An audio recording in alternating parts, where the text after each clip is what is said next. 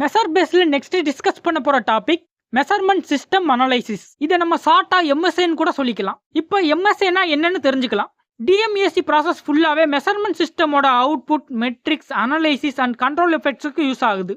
இப்போ ஒரு error measurement சிஸ்டம்ல இருந்து நமக்கு இன்கரெக்ட் டேட்டா மட்டும்தான் கிடைக்கும்.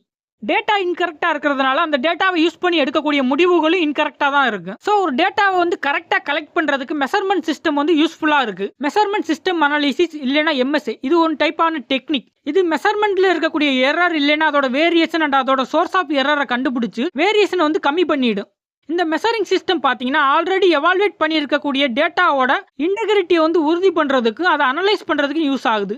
இதனாலேயே எம்எஸ்ஏங்கிறது மெஷர் பேஸை பொறுத்தவரை ஒரு ஃபர்ஸ்ட் ஆக்டிவிட்டியாக இருக்குது. மெஷர்மெண்ட் சிஸ்டமோட கேப்பபிலிட்டி வந்து கால்குலேட் பண்ணாத, அனலைஸ் பண்ணாத வந்து இன்டர்பிரேட் பண்ணுறதுக்கு கேஜ் ரிப்பீட்டபிலிட்டி அண்ட் ரீப்ரொடியூசிபிலிட்டி வந்து ரொம்பவே யூஸ்ஃபுல்லாக இருக்குது. இந்த மெஷர்மெண்ட் சிஸ்டம் பார்த்தீங்கன்னா ஒரு ப்ராசஸில் இருக்கக்கூடிய கரலேஷன், அதோட பையாசிஸ், அது எந்த அளவு லீனியரிட்டியாக இருக்குது, அதோட அக்ரிமெண்டோட பெர்சன்டேஜ் எவ்வளோ இருக்குது, அதோட ப்ரிசிஷன் அண்ட் டாலரன்ஸை வந்து கண்டுபிடிக்கிறதுக்கு யூஸ் ஆகுது. இந்த கிளாஸில் நம்ம எம்எஸ்ஏயோட அப்ஜெக்டிவ் பற்றி தெரிஞ்சுக்கலாம். எம்எஸ்ஏயோட பிரைமரி அப்ஜெக்டிவ்னு பார்த்தீங்கன்னா மெஷர்மெண்ட் சிஸ்டமோட மெஷர்மெண்ட் வேரியேஷன் டைப்பை பற்றி இன்ஃபர்மேஷன் எடுக்கிறது. இப்போ ஒரு நியூ மெஷரிங் எக்யூப்மெண்ட் இருக்குன்னு வச்சுக்கலாம். அதை வந்து அக்செப்ட் பண்ணிட்டு அந்த எக்யூப்மெண்ட்டை வந்து ரிலீஸ் பண்ணுறதுக்கு தேவையான கிரிட்டீரியாவை வந்து உருவாக்குறதுக்கு இது ரொம்பவே யூஸ்ஃபுல்லாக இருக்குது. நம்ம எம்எஸ்ஏ யூஸ் பண்ணுறதுனால நம்ம மெஷரிங் மெத்தடை வந்து இன்னொரு மெஷரிங் மெத்தட் கூட நம்ம கம்பேர் பண்ணி பார்த்துக்கலாம். இப்போ ஒரு ப்ராஜெக்ட் இருக்குன்னா அந்த ப்ராஜெக்டோட அப்ஜெக்டிவ் வந்து கரெக்டான பேஸ் லைனுக்கு வரதுக்கு மெஷர்மெண்ட் சிஸ்டமில் இருக்கக்கூடிய வேரியேஷனை வந்து ரிசால்வ் பண்ணணும். இப்போ ஒரு ப்ராஜெக்டோட அப்ஜெக்டிவோட பேஸ் லைனில் குரூசியலாக வந்து டேட்டா இருக்குது. இந்த டேட்டாவை வச்சு தான் டிசிஷன் எல்லாமே எடுக்கிறாங்க. ஸோ மெஷர்மெண்ட் சிஸ்டமில் வந்து எந்த ஒரு எரருமே இல்லாமல் இருக்கிறது ரொம்பவே முக்கியமான ஒரு விஷயம். இந்த கிளாஸில் நம்ம மெஷர்மெண்ட் அனாலிசிஸ் பற்றி டீட்டெயிலாக டிஸ்கஸ் பண்ணலாம்.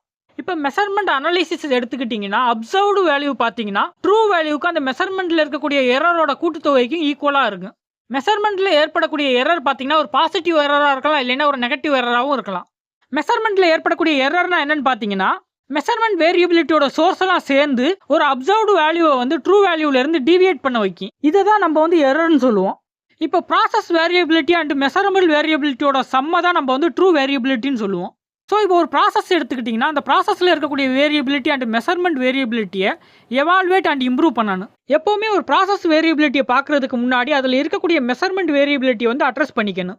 மெஷர்மெண்ட்டில் ஏற்படக்கூடிய எரரை வந்து ரிசால்வ் பண்ணுறதுக்கு முன்னாடி ப்ராசஸ் வேரியபிலிட்டி வந்து கரெக்ட் பண்ணுறதுக்கு அந்த ப்ராசஸுக்கு பண்ண இம்ப்ரூவ்மெண்ட்ஸ் பார்த்தீங்கன்னா தவறான மெஷர்மெண்ட் சிஸ்டமில் ஆல்ரெடி நடந்திருக்குமா இல்லையாங்கிறத நம்மளால் நம்ப முடியாது.